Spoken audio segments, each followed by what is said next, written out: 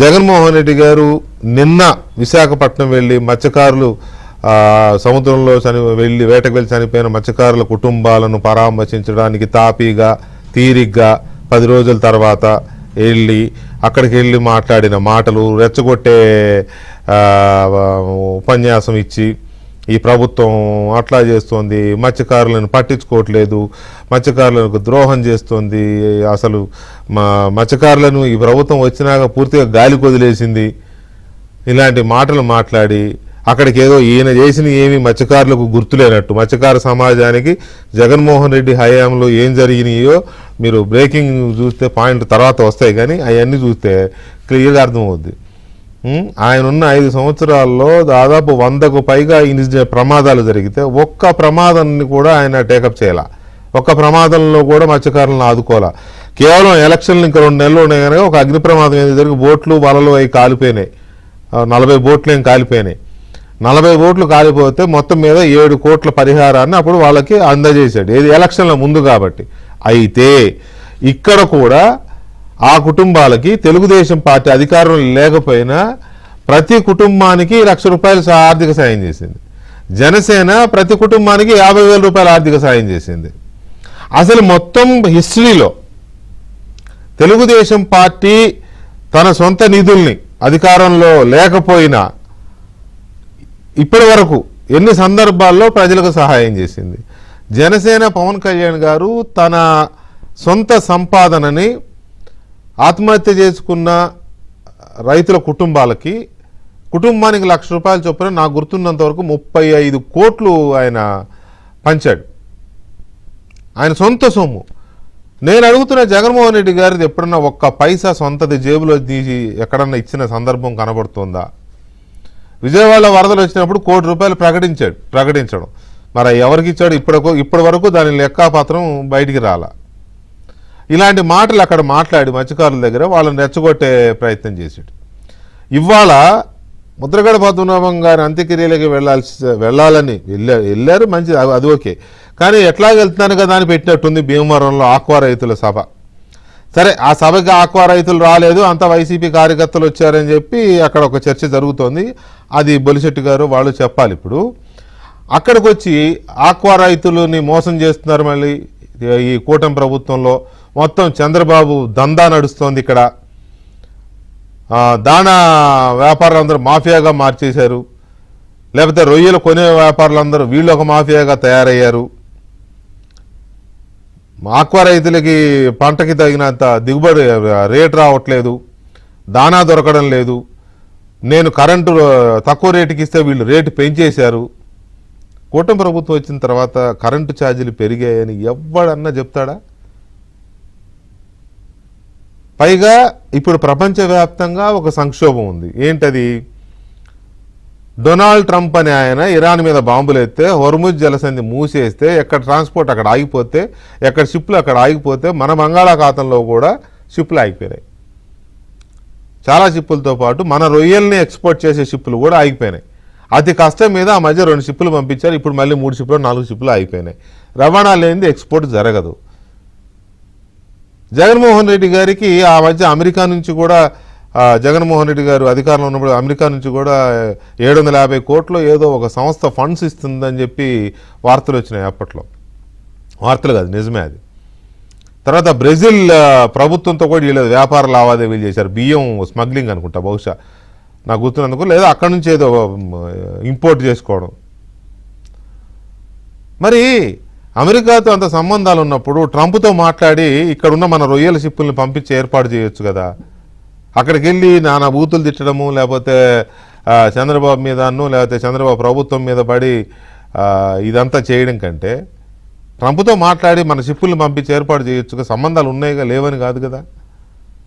So ఇలాంటి ఈ రకమైన ప్రకటనలు చేయడము, జగన్మోహన్ రెడ్డి ప్రభుత్వంలో ఏం జరిగింది, మత్స్యకారులకు ఏం జరిగింది, ఆక్వా రైతాంగానికి ఏం జరిగింది, ఇప్పుడు ఏం జరుగుతోంది, ఎందుకు ఈ పరిస్థితి వచ్చింది, దీని మీద ప్రభుత్వం ఎలాంటి చర్యలు తీసుకుంది. జగన్మోహన్ రెడ్డి గారు నిన్నటి పర్యటన, విశాఖపట్నం పర్యటన, ఇవాల్టి భీమవరం పర్యటన, అక్కడేమో మత్స్యకారుల గురించి, ఇక్కడేమో ఆక్వా రైతుల గురించి మాట్లాడి ప్రభుత్వం మీదకి ఎగదోసే ప్రయత్నం చేశాడు. ప్రజలకు నిజాలు తెలియవనుకుని. సరే, దాని మీద మనతో చర్చలో ఎట్లాగూ బాబ్జీ గారు ఉన్నారు, బుచ్చే చౌదరి గారు ఉన్నారు, బొలిశెట్టి శ్రీనివాస్ గారు ఉన్నారు, అలాగే మనతో Andhra Pradesh aqua farmers association president Gandhi Bhagavan Raju గారు కూడా జాయిన్ అవుతారు మరి కాసేపట్లో. ముందుగా బాబ్జీ గారు నమస్తే అండి. బాబ్జీ గారు ఇక్కడ నిన్న అక్కడికి వచ్చారు కదా జగన్మోహన్ రెడ్డి గారు, ఓకే ఆలస్యంగానైనా లేట్గానైనా లేటెస్ట్గా వస్తారు. 10 రోజుల తర్వాత ఆ షిప్ వాళ్ళు అక్కడ సముద్రంలో తప్పిపోయి చనిపోయిన తర్వాత 10 రోజులకు వచ్చారు. వచ్చి పరామర్శకు వచ్చి అక్కడ మాట్లాడిన మాటలు సరే, ఆయన ఎవరు అప్పలరాజు గారు అబ్బాయి యాక్సిడెంట్ గురించి మాట్లాడారు, అది నిన్నే అయిపోయింది, డిబేట్ అయిపోయింది. ఇప్పుడు దాని గురించి వద్దు. కానీ మత్స్యకారుల గురించి ఆయన ఏదో ఆదుకున్నట్టు, ఈ ప్రభుత్వం ఏదో గాలి కొదిలేసినట్టు మాట్లాడాడు. ఇంకోటి ఆశ్చర్యకరంగా నాకు అనిపించింది ఏంటంటే, విశాఖపట్నం అంటే ఏంటి, నేవల్ బేస్. వెంటనే అక్కడ జరగగానే నేవల్ బేస్ వాళ్ళకి చెప్పి 10 హెలికాప్టర్లు పంపించేసి గంటలో తీసుకొచ్చేసి బయటకు అన్నట్టు మాట్లాడేశారండి. మీకు ఏమనిపించింది ఆయన అక్కడ మాట్లాడిన మాటలు కానీ, రెచ్చగొట్టే తీరు కానీ? ఆయన అసలు ఒరిజినల్ గా నేను జగన్మోహన్ రెడ్డి గారు వస్తున్నారు అని అనుకుంటే, సరే ఫెయిల్యూర్స్ ఆయన గవర్నమెంట్ లో జరిగిన లోపాలు నాకు తెలుసు కాబట్టి వాటిని దాటి ఈ ప్రభుత్వానికి ఏదైనా ఆయన ఒక సలహా సూచన చేస్తాడు, ఇలా చేస్తే బాగుంటుందని చెబుతాడని నేను ఎక్స్పెక్ట్ చేశాను వికే గారు. కానీ ఆయన వచ్చిన తర్వాత ఆయనకి ఇన్స్టేబుల్ గా ఉన్నాడు. అసలు ఆయన ఎందుకు వచ్చాడు, ఏం చెయ్యాలి, దేనికోసం మాట్లాడాలో ఆయన మర్చిపోయి ఆయన డైవర్ట్ అయిపోయాడు సిద్దిరాపల్లరాజు కొడుకు కోసం. అదొక పద్ధతి. రెండోది, అసలు ఆయన మాట్లాడుతున్న తర్వాత మీకు వాస్తవ విషయం చెప్పాలి. అసలు ఇలాగా మత్స్యకారులు సముద్రంలో గల్లంతయ్యారు అనగానే ఆ ఇన్ఫర్మేషన్ ని విజయనగరం జిల్లాలో ఉన్నటువంటి కొండపల్లి శ్రీనివాసరావు గారు, శ్రీకాకుళం జిల్లా ఇన్ఛార్జి మంత్రి, అనుకోకుండా నేను కొండపల్లి శ్రీనివాసరావు గారు సమావేశంలో కూర్చుంటే ఆయన ఇమీడియట్ గా శ్రీకాకుళం, విజయనగరం, విశాఖపట్నం కలెక్టర్లను అలర్ట్ చేస్తూనే మిగతా హోమ్ మినిస్టర్ తో మాట్లాడి, అనిత గారితో మాట్లాడి, మిగతా మంత్రులందరితోటి వెంటనే కోఆర్డినేట్ చేసుకొని పంపిస్తే రెస్క్యూకి ఆల్రెడీ మన మంత్రులు చెప్పక ముందే గవర్నమెంట్ ఉన్నటువంటి ఇన్ఫర్మేషన్ తో రెస్క్యూ స్టార్ట్ అయిపోయింది. అంత వేరంగా రెస్క్యూ స్టార్ట్ అయింది కాబట్టి వాస్తవాలన్నీ బయటపడ్డాయి. ఎవరైతే ఒక ఆయన మనకు దొరికాడో ఆయన వేరంగా సముద్రం ఒడ్డుకి రావడానికి జరిగింది. దీనిపైన మాట్లాడడం మానేసి జగన్మోహన్ రెడ్డి గారు ఏంటేంటో ఆయనకి తెలియనివి, ఆయన బుర్రలో ఏముందో తెలియనివి, పోనీ ఆయన ఏమైనా సొంతంగా ఆదుకోగలిగాడా? చనిపోయిన మత్స్యకారుల కుటుంబంలో ప్రతి పిల్లాడికి నేనేదో ఉపాధి కల్పిస్తానని ఒక మాట చెప్పగలిగాడా? లేకపోతే చదువులో ఆగిపోతే చదివిస్తానని, మా పార్టీ పరంగా చదివిస్తానని చెప్పగలిగాడా ఆయన? లేకపోతే వాళ్ళకి ఎవరికైనా అనారోగ్యం వస్తే మా పార్టీ అండగా ఉంటది, లేకపోతే ఆ కుటుంబానికి అండగా ఉంటుందని ఏమైనా మాట చెప్పగలిగాడా? కాదు. ఆయన వచ్చేమోని రాష్ట్ర ప్రభుత్వాన్ని, లేకపోతే ఏదో ఇంకేమో కొత్త ఇమ్మీడియట్ గా మీరన్నట్టు ఒక 20 హెలికాప్టర్లు, 50 హెలికాప్టర్లు, ఏ రాత్రి ఏం జరుగుతుందో ఏ రకమైన సింపుల్ లాజిక్ ఏంటంటే, బుచ్చే చౌదరి గారు, సముద్రంలోనైనా లేకపోతే ఇటువంటి జరిగినప్పుడు మత్స్యకారులు తప్పిపోవడం వేరు, ప్రమాదానికి గురవడం వేరు. తప్పిపోతే ఏం జరుగుద్ది, వేరే దేశానికి సంబంధించిన సముద్ర జలాల్లోకి వెళితే ఆ దేశంకి సంబంధించిన నావెల్ వాళ్ళు ఎత్తుకుపోతారు, వాళ్ళు అక్కడ అరెస్ట్ చేస్తారు, జైల్లో పెడతారు, మళ్ళీ ప్రభుత్వాలు మాట్లాడుకోవాలి, విడిపించుకోవాలి. ఇది చాలా చూసాం చరిత్రలో. అది తప్పిపోవడం, లేదా పొరపాటున జలాల్లోకి వెళ్తే అక్కడ వాళ్ళు చిక్కుకుపోవడం, ఇది ప్రమాదం. ప్రమాదం అంటే బోటు తిరగబడడం, అలా పెద్ద పెద్ద అలలు వచ్చి తిరగబడ్డము, అలాంటి ప్రమాదాలు జరిగినప్పుడు బయటపడడం సముద్రంలో ఎక్కడో లోపల అంత ఈజీ కాదు కదా. ఆ రెండిటికి తేడా తెలియకుండా మాట్లాడేసి నిన్న ఆయన చేసి ఆయన ఏదో మత్స్యకారులను రెచ్చగొట్టాలని చేసిన ప్రయత్నం మీకేమనిపించింది బుచ్చే చౌదరి గారు? వెంకటకృష్ణ గారు, చేసేవాడికి తెలుస్తుంది బాధ అంతా కూడా. ఇవాళ బాబ్జీ గారు చెప్పారు ఏ విధంగా కొండపల్లి శ్రీనివాస్ గారు రియాక్ట్ అయ్యారు, ఏ విధంగా యంత్రాంగాన్ని అప్రమత్తం చేశారు అనేది. వారు అసలు యాక్సిడెంట్ జరిగింది తెలిసే టైంకే కొంచెం లేట్ అవుతా ఉంది. కమ్యూనికేషన్ బోర్డు తిరగబట్టడంలో కమ్యూనికేషన్ లేదు. నడి సముద్రంలో మునిగిపోయిన పడవ వల్ల ఎక్కడ లొకేషన్ ఐడెంటిఫై చేయటం, మునిగిన వాళ్ళ బయటికి తెలియదాకా కూడా కష్టం. ఈత వచ్చి కొంత దూరం రాగలరు, కానీ అంత సుదీర్ఘమైన ప్రాంతం నుంచి ఈత కొట్టి రావడం కూడా కష్టమే. బహుశా అది ఎక్కడో పారా ఛాంపియన్స్కి ఏమన్నా అవకాశం ఉంటుందేమో, కానీ సామాన్య జాలర్లు కూడా అంతసేపు ఈదగలిగిన శక్తి ఉండదు. ముఖ్యమంత్రి గారికి తెలియదు, ఒక అతను దొరికాడు పాపం, ఆయన అదృష్టం కొద్దీ ఒడ్డుకు రాగలిగాడు. ముఖ్యమంత్రి గారు, పవన్ కళ్యాణ్ గారు కూడా అలర్ట్ చేశారు, ఎప్పటికప్పుడే అలర్ట్ చేశారు. ప్రభుత్వం చేయాల్సినంత చేసింది. మొత్తం నేవల్ యంత్రాంగాన్ని నింపారు, కోస్ట్ గార్డ్ని నింపారు, అయినా కూడా వారు దొరకలా. ఎందుకంటే నటు సముద్రం అయిపోయింది. దగ్గరగా అయితే ఈత కొట్టుకుని రావడానికి అవకాశం ఉంది. ఎక్కడైనా ప్రమాదాలు జరిగినప్పుడు ఫైర్ యాక్సిడెంట్ జరిగినా, అక్కడ పడవల్లో ఫైర్ యాక్సిడెంట్ జరిగినా, లేక యంత్రాలు ఆగిపోయి బోర్దుడుకులో సముద్రంలో అల్లకల్లోలంగా ఉన్న ప్రాంతంలో యాక్సిడెంట్లు జరుగుతూ ఉంటాయి. నేను అడుగుతా ఉన్న జగన్మోహన్ రెడ్డి గారు నిన్న ₹1 కోటి నష్టపరిహారం ఇవ్వమని డిమాండ్ చేశారు. 275 మంది చనిపోయారు ప్రమాదాల్లో. మత్స్యకారులు 275 మంది చనిపోయినట్టుగా లెక్కలు ఉన్నాయి. 5 సంవత్సరాల్లో నువ్వేం చేయగలిగావు? ₹1 ఎప్పుడైనా రియాక్ట్ అయ్యావా? నువ్వు వెళ్ళావా? పరామర్శ చేసావా? ఎందుకల్లా ఆ రోజున ఎందుకల్లా ముఖ్యమంత్రిగా? ఇవాళ ముఖ్యమంత్రిగా చంద్రబాబు గారు కానీ పవన్ కళ్యాణ్ గారు కానీ వెంటనే రియాక్ట్ అవుతున్నారు. ఆ రోజున మత్స్యకారులు పోయినప్పుడు తెలుగుదేశం తరఫున ₹1,00,000 చొప్పున అనేక మందికి 30 కోట్ల దాకా ఇచ్చారు. పవన్ కళ్యాణ్ గారు ₹50,000 చొప్పున ఆయన ఇచ్చారు. నువ్వు జగన్మోహన్ రెడ్డి గారు ఎప్పుడైనా సొంత జేబులోంచి రూపాయి ఇచ్చారా? తన పార్టీ కార్యకర్త చనిపోతే రూపాయి సాయం చేశారా? ఇవాళ ఎన్టీఆర్ ట్రస్ట్ లాంటివి బ్రహ్మాండంగా చేస్తుంది. పవన్ కళ్యాణ్ గారు తన సంపాదనలోంచి గణనీయంగా ఖర్చు పెట్టి పేదలకి కానీ పార్టీ కార్యకర్తలకు కానీ సాయం చేస్తున్నారు. నువ్వేం చేసావు? నీ పార్టీ కార్యకర్త ప్రమాదంలో మరణిస్తే చేసావా? ఇవాళ నువ్వు భీమవరం వెళ్ళావు, రైతుల గురించి రెచ్చగొడుతున్నావు. అసలు విషయం తెలుసా నీకు? ₹50 కరెంట్ ఇస్తుంది, నువ్వు ఇచ్చావా? ఆక్వాని రక్షించడం కోసం ఆయనే ఇచ్చాడంటే ₹50 చెప్తుంటే ఎక్కడిచ్చాడు? ఎక్కడ అమలైంది? చెప్పమనండి.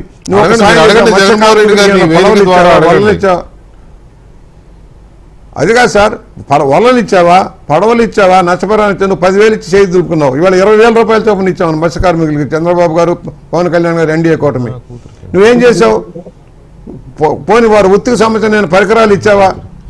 ఓట్లు వేయించుకుంటావు, మతాల ముసుగులో రాజకీయాలు చేస్తూ ఉంటావు.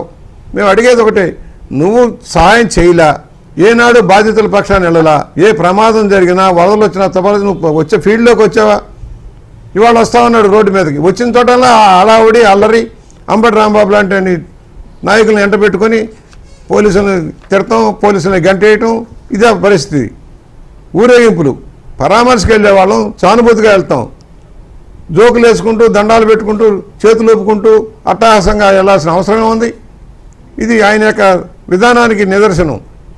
ఆయన మారతాడని నమ్మకం ఎవరికీ లేదు. మేము ఒకటే చెబుతున్నాం, ఇవాళ వరల్డ్వైడ్గా గల్ఫ్ వార్ వల్ల ఇబ్బందులు వచ్చాయి. ట్రంప్ గారు తీసుకున్న అనేక నిర్ణయాల వల్ల ప్రపంచవ్యాప్తంగా మార్కెట్లన్నీ ఇబ్బందులు పడుతున్నాయి. ఇవాళ ఆక్వా రంగం కూడా దానికి అతీతం కాదు. మన ప్రొడక్ట్స్ అన్ని అమెరికా లాంటి యూరోప్ లాంటి కంట్రీస్కి వెళ్ళాలి. ఎప్పుడైతే హార్మోజ్ జలసంధి దగ్గర వచ్చిన సమస్య వల్ల పెట్రోలియం రేట్లు పెరిగిపోతున్నాయి. ఈయన తగ్గిస్తాడని కనుక్కోండి జగన్మోహన్ రెడ్డి గారు. తగ్గినప్పుడు తగ్గించాడు ఎప్పుడన్నా? మత్స్య కార్మికులకు ఏం చేసావు? మత్స్య రంగానికి ఏం చేసావు? నువ్వు ఏది పరిష్కారం చేయలే. అన్ని సమస్యలే. ఇవాళ చంద్రబాబు గారు పవన్ కళ్యాణ్ గారు ఎన్డీఏ కూటమి కృషి చేస్తూ ఉంది. దాన్ని గమనంలోకి తీసుకొని ఇవాళ ఏదో రకంగా మతాల పేరుతో కులాల పేరుతో ప్రతిదీ ఇష్యూ చేయడం కోసం అవాస్తవాలు ప్రచారం చేయడం, సోషల్ మీడియాను దుర్వినియోగం చేయడం.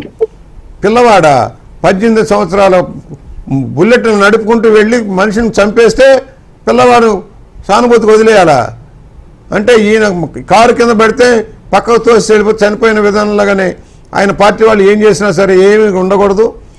మరి అదే అతను మోటార్ సైకిల్ మీద ప్రమాదం జరిగితే పక్కకి ఎలా తెప్పించాడు? సీదిరాపల్లి రాజు గారు మాజీ మంత్రి పక్క కురాన్ని తెచ్చి ఎందుకు పెట్టించాడు?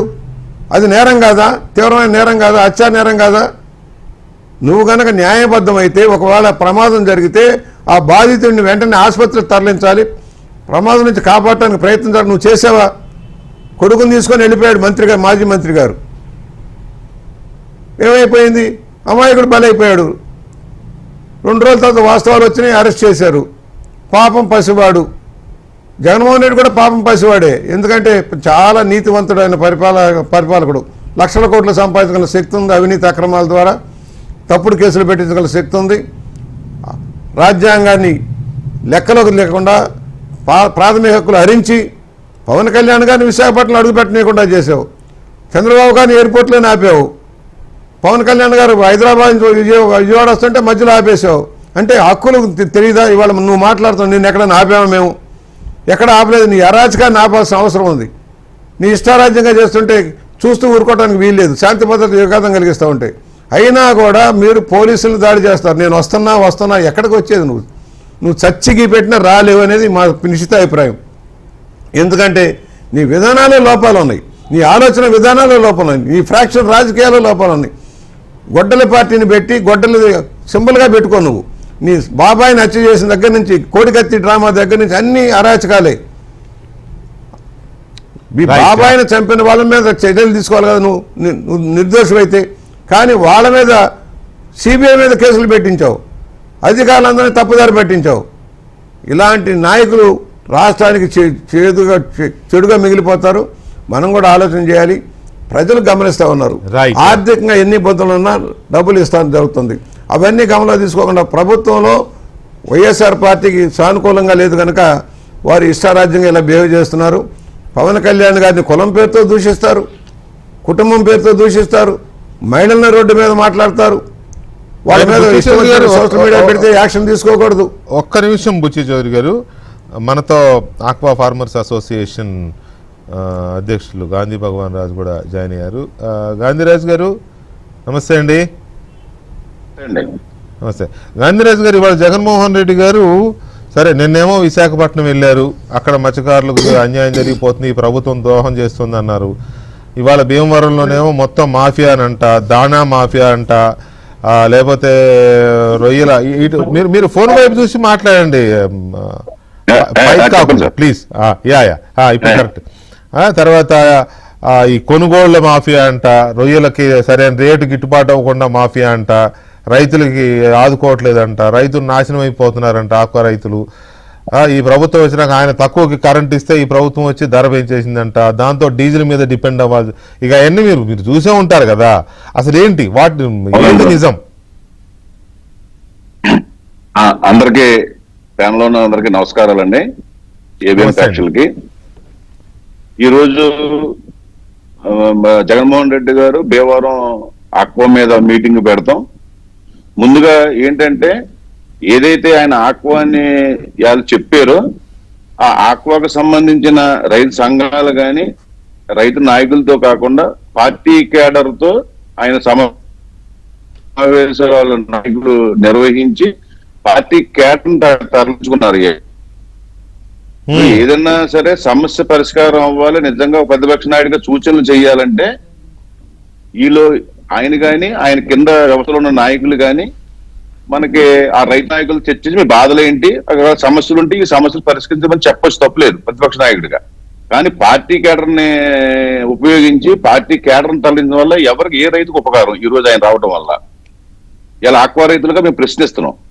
ఎందుకంటే లాస్ట్ 1924 గవర్నమెంట్ లో ఆ రోజు 2021లో ఆ రోజు ఏకంగా 12 రూపాయలు ఫీడ్ రేటు కేజీకి పెరిగింది. దాని తర్వాత 2022లో 5 రూపాయలు 33 పైసలు పెరిగింది. టోటల్ గా 17 రూపాయలు 41 పైసలు పెరిగిందండి 21-22 సంవత్సరాల్లో. దాని తర్వాత అప్పుడు ఏమన్నారు, కరోనా టైంలో రా మెటీరియల్స్ పెరిగినాయి మనం అని దాని మీద వాళ్ళు అక్కడ సమర్థించుకున్నారు.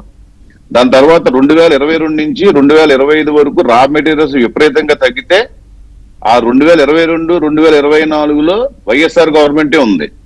కానీ రా మెటీరియల్స్ తగ్గినా సరే ఆ రోజు ₹1 కూడా తగ్గించలేదు. ఈ నాయకులు ఎవరో కూడా ఆయా రైతు పక్షాన్ని మాట్లాడలేదు.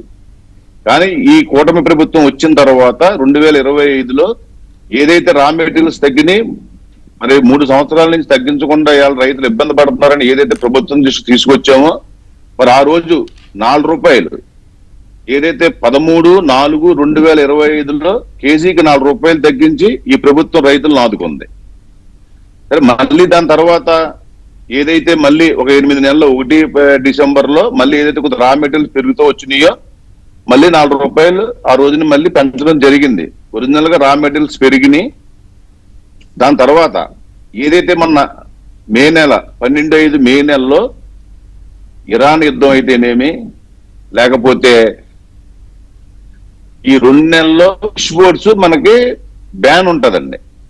దాని మీద ఏంటంటే ఈ ఫిష్ మీల్ కానీ దీంట్లో ఎక్కువగా మనం వాడేది సోయా ఫిష్ మీల్ ఎక్కువ వాడతారు. ఫిష్ మీల్ ఏదైతే ఆ ఫిష్ మీల్ అయ్యి విపరీతంగా పెరిగిపోయినాయో వీళ్ళు 12/5ని ఇటు గవర్నమెంట్ పర్మిషన్ లేకుండా, రైతుల పర్మిషన్ లేకుండా, అప్సరా చట్టాన్ని కాకుండా 8 రూపాయలు ఇన్వాయిస్ మీద పెంచి నిర్ణయం తీసుకుంటే ఆ రోజున మా రైతు సంఘాలు మేము కూడా రోడ్డు మీదకి వచ్చి ఈ రకంగా గనక గవర్నమెంట్ దృష్టిలో లేకుండా, రైతులకి లేకుండా, ఏమీ లేకుండా 8 రూపాయలు పెంచడం అనేది సమస్య కాదు, మేము చేయలేమని చెప్పి ఏదైతే రోడ్డు మీద ఎక్కామో వెంటనే సీఎం గారు సూచనల మేరకు అచ్చెన్నాయుడు గారు వెంటనే ఈ పెంపుదల వెంటనే నిలుపుదల చెయ్యాలి, ఈ రోజు నుంచే ఇది అమలు అవడానికి వీలు లేదని చెప్పి ఏదైతే ఆయన ఆదేశించారో ఆ రోజు 8 రూపాయలు పెరగకుండా మనకి రైతుకి ఉపయోగపడింది.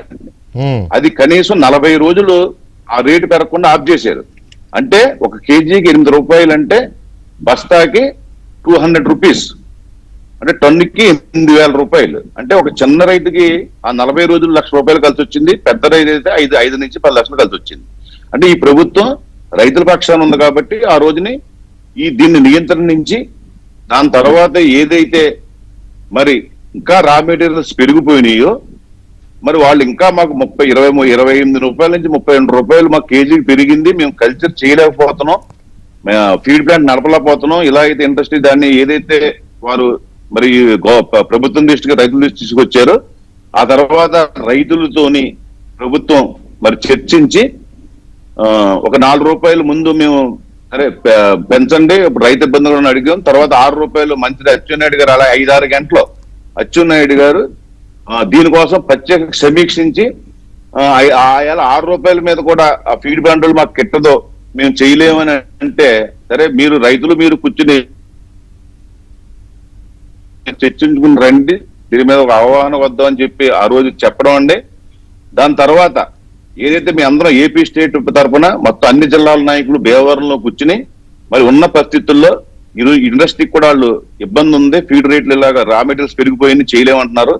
రైతులుగా మనం కూడా ఆలోచించుకోవాలి కాబట్టి మన మీద ఒక నిర్ణయం పెట్టారు గవర్నమెంట్. అంచేత మనం ఏం చేద్దాం అనుకుంటే సరే అయాల ఉన్న ఇబ్బందుల్లో వాళ్ళ ఇబ్బందులు ఉన్నారు కాబట్టి ఒక 8 రూపాయల దాకా మనం చేద్దాం, అంతకంటే మనం చేయలేము అని చెప్పి ఏదైతే మా సంఘం మేము తీర్మానించుకున్నామో అదే విషయం ఆ తర్వాత జరిగిన జూమ్ మీటింగ్ లో మీరు తీర్మానించిన దాంట్లో సగం ధరే పెంచారని ఒక విమర్శ కూడా అదే వస్తుంది, అదే చెప్తున్నానండి. అప్పుడు 7 రూపాయలు చెప్పాం, దాని తర్వాత 8 రూపాయలు మనం పెంచుకోమని ఆ రోజు చెప్పాం. ఆ 8 రూపాయలు కూడా మాకు కిట్టదని చెప్పి వాళ్ళు అయాల 10 రూపాయలు మళ్ళీ వెంటనే ఇన్వాయిస్ మీద 10 రూపాయలు పెంచారండి. అంటే ఎంఆర్పి 12 రూపాయలు అయింది.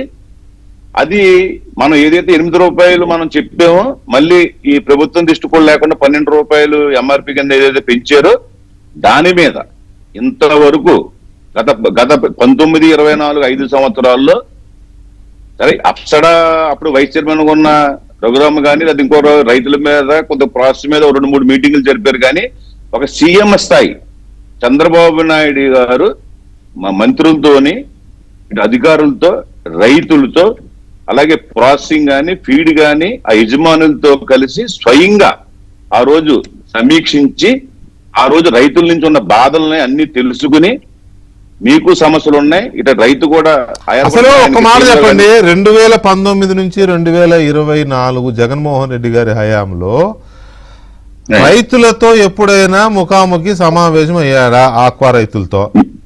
ఎప్పుడు లేదు సార్. రైట్ ఒక్క నిమిషం, ఎప్పుడు లేదు కదా. ఇవాళ వెళ్ళి ముఖాముఖి అని పెట్టి అక్కడ ఏదో ఊకదంపుడు ఉపన్యాసం ఇచ్చారు, దాని గురించి మాట్లాడదాం.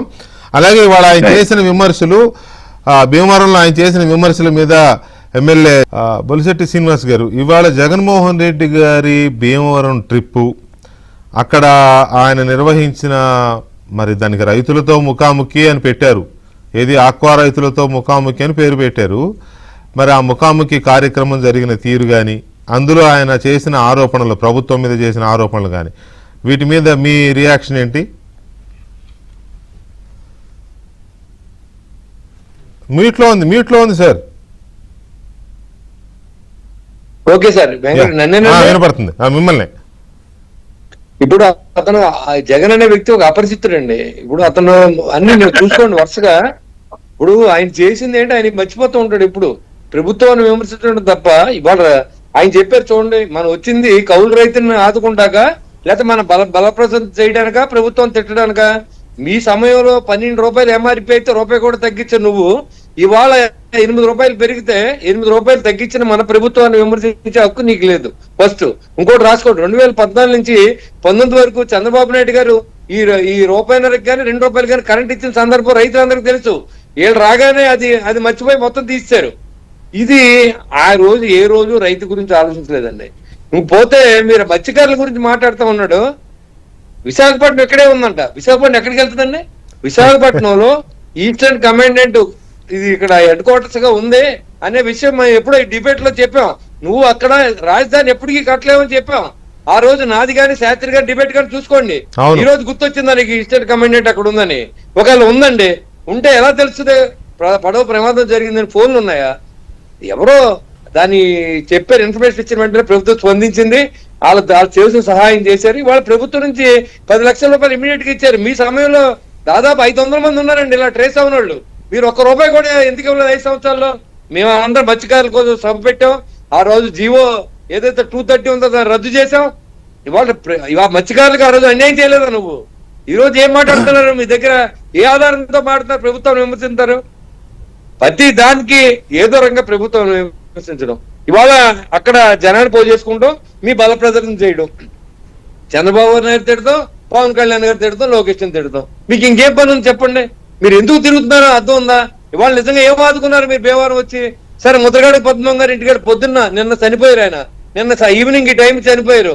పొద్దున ఆయన దేహాన్ని తీసుకొచ్చే ఫ్లైట్ లో నువ్వు సాయంత్రం 5 దాకా ఎందుకు వెళ్ళలేదు? ఏంటంటే ఆ సభకి వెళ్ళాలనుకున్నా ఇక్కడికి వెళ్ళి కూడా వెళ్ళొచ్చు. కానీ మీకు ఇది ఇంపార్టెన్స్ కాదు. ఈ శవరాజకీయం ఇంపార్టెంట్. అక్కడికి వెళ్ళి భుజం మీద పెట్టుకున్న ఫోటో ఇంపార్టెంట్. అక్కడ నీ క్యాడర్ని అందరినీ పిలిచి ఊరిగింపుగా వెళ్తాం ఇంపార్టెంట్. ఆ కుటుంబంలో గొడవలు పెడతాం ఇంపార్టెంట్. మీ బాబాయ్ శవం మోయలేదు కానీ ఇవాళ ఆయన శవం మొత్తం.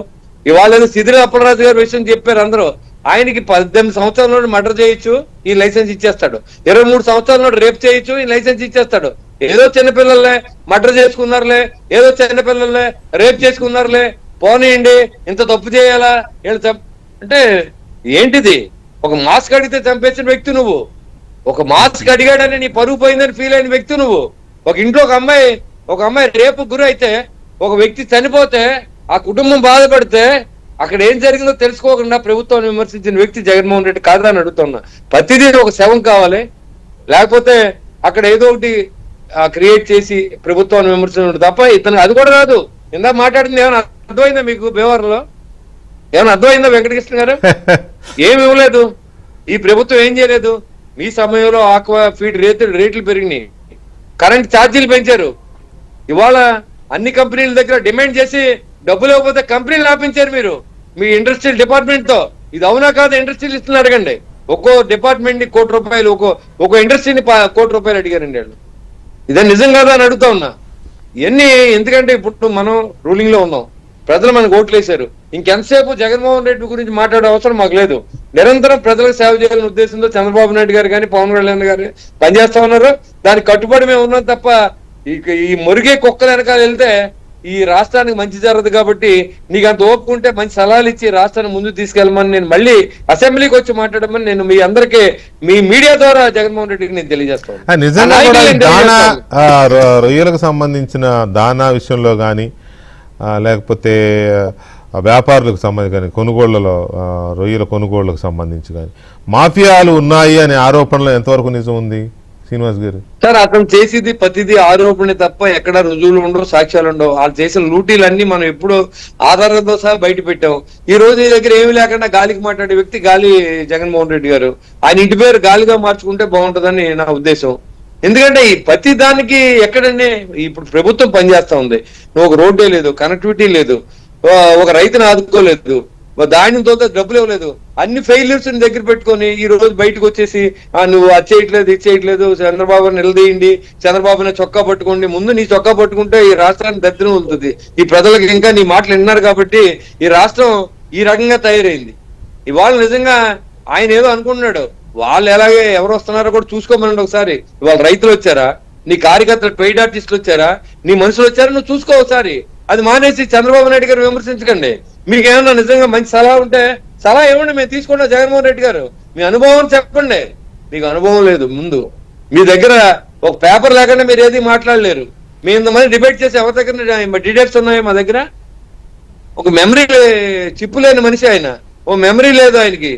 ఏదో మాట్లాడతాడో, ఎవరో ఒకరు తిడతాడో, ఎక్కడో చోట గొడవ జరగాలి, ఏదో యాక్సిడెంట్ జరగాలి, ఈ రాష్ట్రం అనిశ్చితగా ఉండాలి, రాష్ట్రం అభివృద్ధి చెందకూడదు.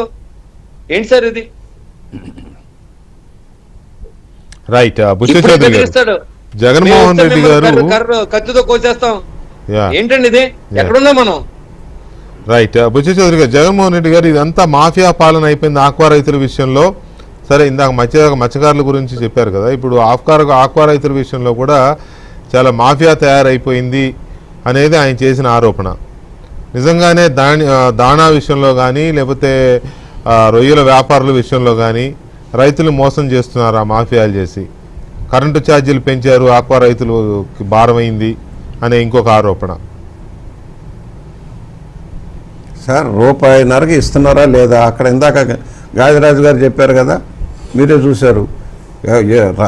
ఎవరైతే రైతులు ఉన్నారో వారే చెప్తున్నారు ఏ విధంగా ఫీడ్ విషయంలో ఎలాంటి ప్రభుత్వం నిర్ణయాలు తీసుకుంది, ఏ విధంగా తగ్గించింది, ఏ విధంగా ఇంటర్నేషనల్ మార్కెట్లో ఎలా ఉన్నాయి పరిస్థితులన్నీ కూడా ఆక్రమణ చేసుకుంటాం.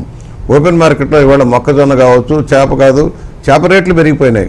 ఒకప్పుడు మటన్ ₹200 ఉండేది, ఇవాళ ₹800 కేజీకి వెళ్ళిందంటే అర్థం చేసుకోండి. ఎప్పుడైతే సప్లై అండ్ డిమాండ్లో తేడాలు వస్తాయో రేట్లు పెరుగుతూ ఉంటాయి. ఇవాళ మత్స్య కార్మికులకు సంబంధించింది ఎక్స్పోర్ట్ వచ్చింది, మధ్యలో ప్రాబ్లం వచ్చింది. ఫ్రాన్స్ బయట ఎక్స్పోర్ట్ వచ్చేటప్పుడు ప్రాబ్లం వచ్చింది. అలాగే ఫిషరీస్కి సంబంధించి ఇటు ఒరిస్సాలోను పశ్చిమ బెంగాల్లో కూడా ఫిషరీస్ డెవలప్ అయిపోతున్నాయి. కాంపిటేటివ్నెస్ వస్తూ ఉంది. దాన్ని కాపాడటం కోసం, ఎందుకంటే ఆంధ్రప్రదేశ్ మత్స్య రంగంలో అద్వితీయమైన ప్రగతిలో ఉంది కనుక వాళ్ళని రక్షించాలనేది ముఖ్యమంత్రి గారి ఉద్దేశం. దానికి కావాల్సిన సౌకర్యాలను మెరుగుపరచాలి, రాయితీలు ఇవ్వాలి, వారికి ఎలాంటి ఇబ్బంది లేకుండా చేయడం, అలాగే కాలుష్య రహితంగా ఎలా ఉంచాలనే ఆలోచనలో ప్రభుత్వం, ముఖ్యమంత్రి గారు, పవన్ కళ్యాణ్ గారు వెళ్తూ ఉన్నారు. దాన్ని అర్థం చేసుకోకుండా వెళ్ళి మాఫియా, ఏ మాఫియా? నీకంటే మాఫియాదారు ఎవరు? నీ సాక్షి పేపరు, నీ సాక్షి టీవీ ఎక్కడి నుంచి వచ్చాయి? నీ మాఫియాలో నుంచి వచ్చాయి. నీకు మాఫియా చేయటం అనేది అలవాటు. ముఖ్యమంత్రిగా ఏ విధంగా పరిపాలన చేశావని తెలిసి కనుక 11 సీట్లకు పరిమితం చేశారు. ఈ రోజుకి అదే పక్కాలో వెళ్తున్నారు. సోషల్ మీడియా దోచుకున్న సొమ్ముతోటి సోషల్ మీడియా కొన్ని 100 మందిని హైర్ చేశారు. హైర్ చేసి పెడతా ఉన్నారు. రావణ్ ఏమైంది? మత విద్వేషాలు రెచ్చగొట్టడం రావణ్ అన్న ఆయన ఉపయోగించారు. కొంతమంది నాయకులను అప్పచెప్పడం, సూడో జర్నలిస్టులను కొంతమందిని తయారు చేయడం ఆయన వృత్తిగా మారింది. కొంతమంది యాక్టర్లను తయారు చేశారు. పవన్ కళ్యాణ్ గారిని తిట్టించడం, కొంతమంది యాక్టర్లను పట్టుకొచ్చి వాళ్ళు తిట్టించారు. వాళ్ళ నోళ్ళు మూతలు పడ్డాయి. ఇవాళ ఎందుకు పడ్డాయి? పేమెంట్లు ఆగిపోయినాయి కనుక. ఇవాళ మేము ఒకటే చెబుతున్నాం, ఈ విధానం తప్పు. ఒక రాజకీయ నాయకుడిగా, ప్రతిపక్ష నాయకుడిగా ప్రభుత్వానికి సరైన సూచనలు చేశావా? ప్రజా సమస్యల్ని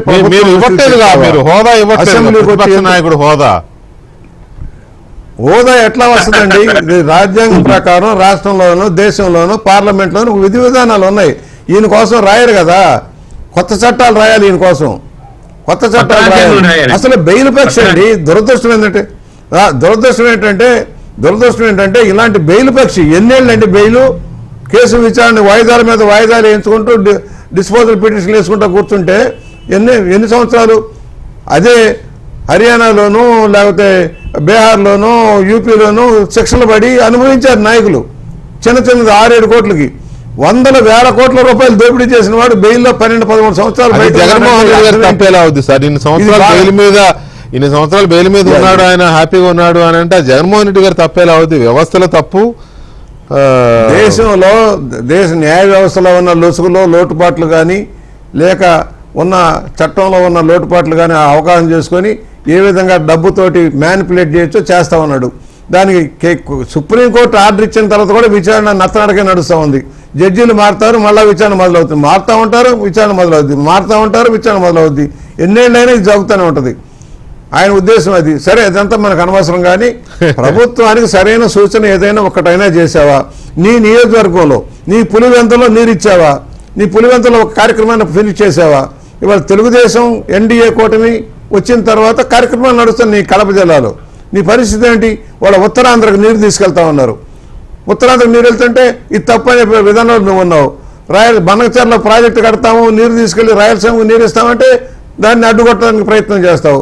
నీకు కావాల్సింది తెలంగాణలో నీ మిత్రులు కావాలి, నీ మంచి మిత్రులు కావాలి, నీకు రక్షించేవాళ్ళు, నిన్ను జాగ్రత్తగా దాచుకునేవాళ్ళు, నీ దేశం సంపదను దాచుకునేదానికి మనుషులు కావాలి. ఆ విధానంలో నువ్వు వెళ్తున్నావు. మేము క్లియర్గా చెబుతున్నాం, నీ విధానం తప్పు. నెంబర్ 1, నీ అరాచక విధానం ఇలాగే కొనసాగదు. దురదృష్టం ఏంటంటే ఆంధ్రప్రదేశ్లో మతాల పేరుతో కులాల పేరుతో విభజించి పాలించడం కోసం జరిగే ప్రయత్నాలు ఖండించాల్సిన అవసరం ఉంది.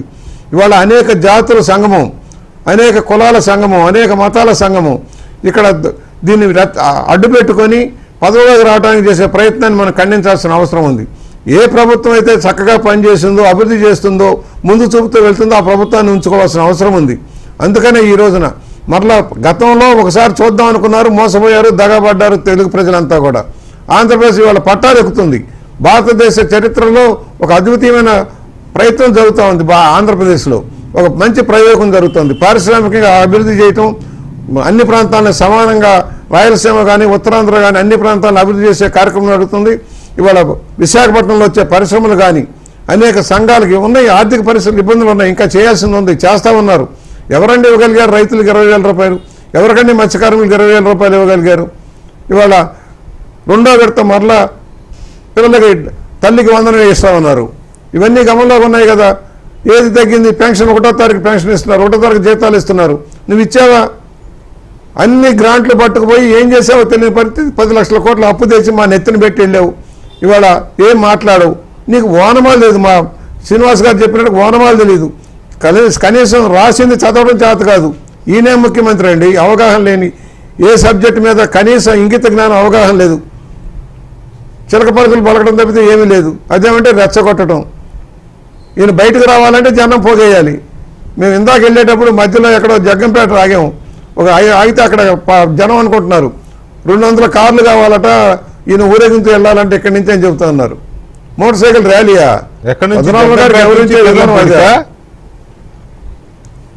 జగ్గంపూడి నుంచి కిర్లంపూడికి, జగ్గంపేటలో హెలికాప్టర్ ఆపుకొని అక్కడి నుంచి ర్యాలీగా వెళ్ళాలట.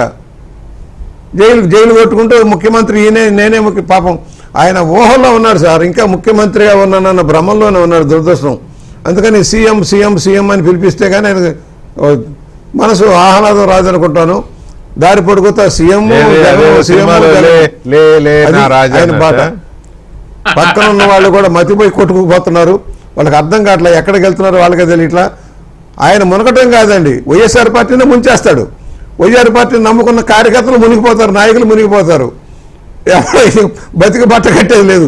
నట్టనడి సముద్రంలో మా మత్స్య కార్మికులు పోయారు. కానీ వైఎస్ఆర్ పార్టీ బంగాళాఖాతంలో ఎక్కడో వెళ్ళి అండమానికి చెన్నైకి మధ్యలో కూలిపోతారనే నమ్మకంలో ఉన్నాను నేను మాత్రం. రైట్. బాబ్జీ గారు, ఆంధ్రప్రదేశ్ రాష్ట్రానికి 980 కిలోమీటర్లు, ఏదైనా సరే 980 తీరం అనేది ఒక ఆస్తి, అరాచకవాదం బాబ్జీ గారు. అడ్డుకోండి. అలాంటి చెప్పేదానికి తెరవండి, మాట్లాడండి. విజయ్ చౌదరి గారు ఒక్క నిమిషం సార్, ఒక్క నిమిషం సార్ ప్లీజ్. ఏంటి కట్ అయింది లైను? అయితే బాబ్జీ గారు, అంత తరగని ఆస్తి ఉన్న అక్కడ సరే ప్రమాదాలు జరగకూడదు, జరగకుండా గట్టి చర్యలు తీసుకోవాలి, ఎప్పటికప్పుడు అలర్ట్ సిస్టమ్స్ ఉండాలి. అయినా ప్రకృతి ప్రకోపాలు తప్పవు. కొన్ని సందర్భాల్లో ప్రకృతి ప్రకోపాలు. మళ్ళీ జగన్మోహన్ రెడ్డి గారు అంటే ఏమన్నారంటారు? జగన్మోహన్ రెడ్డి గారు మనిషి వెళ్ళి ఇంకో మనిషిని గుద్దేసిన ప్రమాదం ఇది. అట్ట కాదు, ప్రకృతి ప్రకోపిస్తే ఎవడు ఆపలేడు. సో ఓకే, అవి కూడా జరగకుండా జాగ్రత్తలు తీసుకోవాలి. అయినా ప్రభుత్వం చేయాల్సింది చేస్తుంది. ఆయన అక్కడ మాట్లాడిన మాటలు కానీ, ఇక్కడ రొయ్యల సాగు లేకపోతే ఆక్వా రైతులకు సంబంధించిన వీటి మీద కానీ, వాటికి సంబంధించి సూచనలు ఉండవు. ఎంతసేపు అటాక్. పోనీ ఆయన హయాంలో చేశాడా అంటే నాకు వాళ్ళు చెప్పారు కదా, ఇది పరిస్థితి. దీని మీద మీ విశ్లేషణ చెప్తారా? ఒక్కసారి ఇప్పుడు వికే గారు, మన అందరూ ఇప్పుడు బుచ్చి చౌదరి గారు కానీ, మన శ్రీనివాస్ గారు కానీ, మీరు కానీ, నేను కానీ ఎవరైనా మాట్లాడుతున్నది ఏదైనా ఒక సమస్య ఉత్పన్నమైనప్పుడు దానికి పరిష్కారాన్ని వెతికితేనే పెద్ద మనిషిగా గుర్తింపు ఉంటుంది సమాజంలో. ఈ రోజు ముఖ్యమంత్రిగా చంద్రబాబు నాయుడు గారు నిజంగా చేయలేకపోతున్నారు, కరెక్ట్ గా ఐడెంటిఫై చేయలేకపోయారు అనుకున్నప్పుడు జగన్మోహన్ రెడ్డి గారికి ఉన్నటువంటి ఆలోచన, అనుభవాన్ని ఆయన బయటికి చెప్పాలి. రెండోది, ఇప్పుడు ఈ రోజు మీరు చెప్పినట్టు రైతులు ఆక్వా రైతుల కోసం తీసుకున్నా, ఇక్కడ మత్స్యకారుల కోసం తీసుకున్నా, గతం కన్నా మత్స్యకార రైతులు ఇప్పుడు ఇంకా డెవలప్ అయ్యారు. ఇప్పుడు వాకీ టాకీలు వాడుతున్నారు,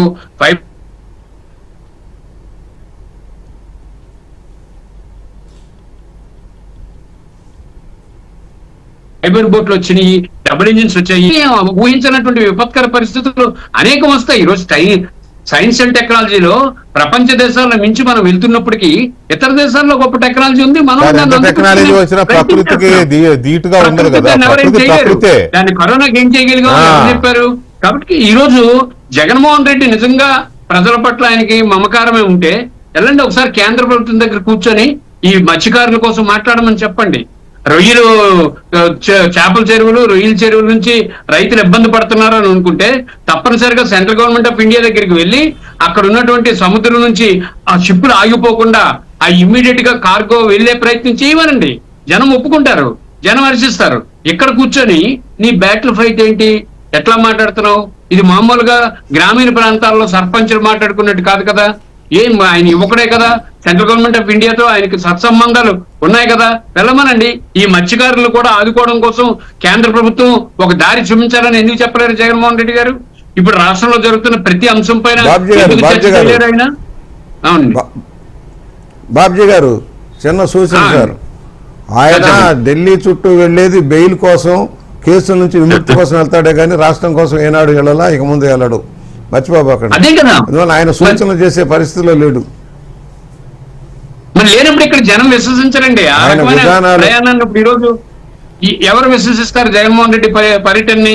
ఇప్పుడు ఆయన ఊరేగింపుగా వెళ్ళినా, లేకపోతే సీఎం అని అర్పించుకున్నా, లేకపోతే కాన్వాయ్ తోటి వెళ్ళినా, ఇప్పుడు ఈ రోజు నిజంగా ముద్రగడ పద్మనాభం గారి పట్ల ఆయన ప్రేమ ఉంటే ఇమ్మీడియట్ గా ఆక్వా రైతుల తాలూకా మీటింగ్ ఇంకో రోజు పెట్టుకుని ఉంటే ఎంత గౌరవంగా ఉండేది. ఎందుకు వెళ్ళాలి? ఇప్పుడు ఆ మీటింగ్ పెట్టకపోతే వచ్చినట్టు నష్టమేం లేదు కదా. అంతా మనం రాష్ట్రంలోనే కదా ఉంటాం. ఆయనే ఇంకొకరికి ఎక్కడో దగ్గరికి వెళ్ళిపోయే మనిషి కాదు కదా. కానీ దాని అనే ఆలోచన ఆయనకు ఉండాలి కదా. అది లేకుండా ఆయన అన్ని చేసుకుని ప్రభుత్వం మీద బురద జల్లి గుడ్డ కాల్చి మీదను పడేసే ప్రయత్నం చేయడం కరెక్ట్ కాదు. ఏదేమైనప్పటికీ జగన్మోహన్ రెడ్డి గారు తన పందాన్ని మార్చుకోకపోతే రాజకీయాల్లో ఇదే తీరును కొనసాగుతాం జనం విశ్వసించరు వికే గారు. కానీ ఇప్పుడు బహిరంగ సభలకో లేకపోతే ఎలక్షన్ క్యాంపెయిన్స్లోనో లేకపోతే ఇంకొక చోట ర్యాలీలు తీశారు, అట్లా కారులోంచి బయటికి చేతులు బయటికి పెట్టి దండాలు పెడుతూ జనానికి చేతులు తేలడం, ఇది ఒక ట్రెండ్. దాన్ని ఎవరు మనం తప్పట్టాల్సిన అవసరం. కానీ ఇది ఎక్కడికి పోవాలండి? చనిపోయిన కుటుంబాన్ని పరామర్శించడానికి వెళ్తూ అదే పని, లేకపోతే నిన్న వైజాగ్ అక్కడ మత్స్యకారుల కుటుంబాలను పరామర్శించడానికి ముందే అక్కడ ఫిక్స్ చేశారండి, ఇంతమంది రావాలి, ఇంత ర్యాలీ రావాలి. ఏదో వీడియో కూడా ఆడియో బయటకు వచ్చింది, ఏంటి ఎవరు రాలేదని అడిగిన ఆడియో. ఇది ఏ రకమైన ట్రెండ్ బుచ్చే చౌదరి గారు? అన్నగారిని చూశారు, ఎన్టీ రామారావు గారిని, తర్వాత రాజశేఖర రెడ్డి గారిని చూశారు, చాలా మంది చంద్రబాబు నాయుడు గారు ఎన్నో రూట్లు ఎన్నో తిరిగారు, ఎన్నో టూర్లు. ఈ తరహా ఇది ఎక్కడ లేదు. ఇదేం ట్రెండ్ అనుకోవాలా? సాగుకెళ్తూ కూడా ఈ ఊరేగింపు సార్. రామారావు గారు కావచ్చు, రాజశేఖర రెడ్డి గారు కావచ్చు, చంద్రబాబు గారు కావచ్చు, లోకేష్ గారు, పవన్ కళ్యాణ్ గారు, ఎవరైనా చిరంజీవి గారు కావచ్చు, ఎవరైనా జనాన్ని బట్టి జనం వస్తారు, ఆటోమేటిక్గా వస్తారు. కానీ పాపం జగన్మోహన్ రెడ్డి గారికి వచ్చే పరిస్థితి లేదండి. ఆయన విధానాల వల్ల వచ్చే పరిస్థితి లేదు. ఆయన పార్టీ నాయకులకి కోటా వేస్తారు, ఇంతమంది రావాలి, ఇంతమంది తేవాలని చెప్పి కోటా వేస్తారు, భయానికి వాతావరణం సృష్టిస్తారు. పాపం మహిళా గ్రూపులు వచ్చేవారు. ఇదివరకు ఏంటంటే ఆయన మహిళా గ్రూపులు బలవంతంగా తెప్పించి పెట్టేవాడు కనుక కొంతవరకు కనపడేవారు. ఇవాళ పరిస్థితి ఏంటంటే ఆయనకు అర్థం చేసుకున్నారు. మా బాబ్జీ గారు అన్నారు ఆయన యువకుడని. కొంతమంది పుట్టుకతోటే వృద్ధులు సార్. మాకంటే చాలా కురువృద్ధుడు, చాలా కురువృద్ధుడు. ఆయనకి పాపం మనసు పనిచేయట్లే, మైండ్ పనిచేయదు అసలు. ఎందుకో ఆయనకి ఏం చదివాడు అనేది కూడా డౌట్ఫుల్లే. కనీసం 5వ తరగతి చదివిన కుర్రాడు కూడా కొంచెం ఆలోచిస్తాడు. ఈ మధ్య కుర్రాళ్ళు సార్ మేము చూస్తుంటే యూట్యూబ్లో కానీ అక్కడ కానీ యంగ్స్టర్స్ 6-7 సంవత్సరాల పిల్లలు జగన్మోహన్ రెడ్డి గారికి 100 రెట్లు బెటర్గా ఉన్నారండి. సబ్జెక్ట్ మీద, వాళ్ళ ఆలోచన విధానం మీద, తల్లిదండ్రులు గౌరవించే విధానం మీద, పెద్దలను గౌరవించే మీద, కాన్సెప్ట్ మీద, నాలెడ్జ్ మీద ఎంత చక్కగా చెప్తున్నారు. కనీసం ఏం చదువుకుంటున్నాడో తెలీదు, ఏం చదువుతున్నాడో తెలీదు, పేపర్ చూస్తాడా అనేది తెలీదు. ఆయనకు ఉన్నారు కదా ఆస్థాన విద్వాంసులు, వడ్డిస్తూ ఉంటారు, తప్పుడు వార్తలన్నీ సృష్టిస్తూ ఉంటారు. కొంతమంది పెయిడ్ ఆర్టిస్టులు ఉన్నారు. ఆ పెయిడ్ ఆర్టిస్టులు పాపం వెంకటకృష్ణ గారినో, బుచ్చినో, బాబ్జీ గారినో, శ్రీనివాస్ గారినో తిట్టడం ఒక పరమార్థంగా పెట్టుకుంటారు. మేము ఒకటే చెబుతున్నాం, ఇతనికి కనీస ఇంగిత జ్ఞానం లేదు. నెంబర్ 1, కనీస అవగాహన, సబ్జెక్ట్ మీద అవగాహన లేదు. వ్యవసాయ రంగం మీద కానీ, పారిశ్రామిక రంగం మీద కానీ, లేకపోతే పరిశ్రమలు ఎందుకు పారిపోయినాయి సార్? విశాఖ నుంచి డేటా సెంటర్లు పోతే మళ్ళీ వాళ్ళు ఎందుకు వస్తున్నాయి సార్? కియా వార్డు కూడా మూట కట్టుకునే పరిస్థితి వచ్చాడు, ముల్లె మూట సర్దుకునే పరిస్థితి ఎందుకు వచ్చింది ఆయన ప్రభుత్వ హయాంలో? ఇవన్నీ ఆలోచించాలి. ఇవాళ పెట్టుబడులు వరదలాగా వస్తూ ఉన్నాయి. ఇవాళకైతే 2 ఏళ్ళు 4 ఏళ్ళు 5 ఏళ్ళు 10 ఏళ్లలో అన్ని లాంచింగ్ అయిపోతాయి, కొన్ని లక్షల మందికి ఉద్యోగాలు వస్తాయి. నువ్వేం చేసావు? పోనీ కుల వృత్తులను కాపాడావా? ఆదరణ పనిముట్లు ఇచ్చావా? మత్స్యకారులకు వలలు ఇచ్చావా? పడవలు ఇచ్చావా? ఏమి ఇచ్చావు? మేము 14-19 మధ్య కొన్ని వందల పడవలు ఇచ్చాం, టీడీపీ పాలసీ కదండి ఇది. ఆయిల్ ఇంజిన్లు ఇచ్చాం, అదో తెలుగుదేశం పార్టీ పాలసీ ఇచ్చాం, ఆదరణ పనిముట్లు ఇచ్చాం. మార్క్ కదా ఆదరణ పథకం కింద కుల వృత్తులకు పనిముట్లు ఇవ్వడం అనేది టీడీపీ బ్రాండ్ ఇది కదా, అది program. Anyway thank you very much. 5 ఏళ్లలో యా thank you sir, thank you very much. అలాగే బాబ్జీ గారు థ్యాంక్ యూ వెరీ మచ్ అండి. ఈ చర్చ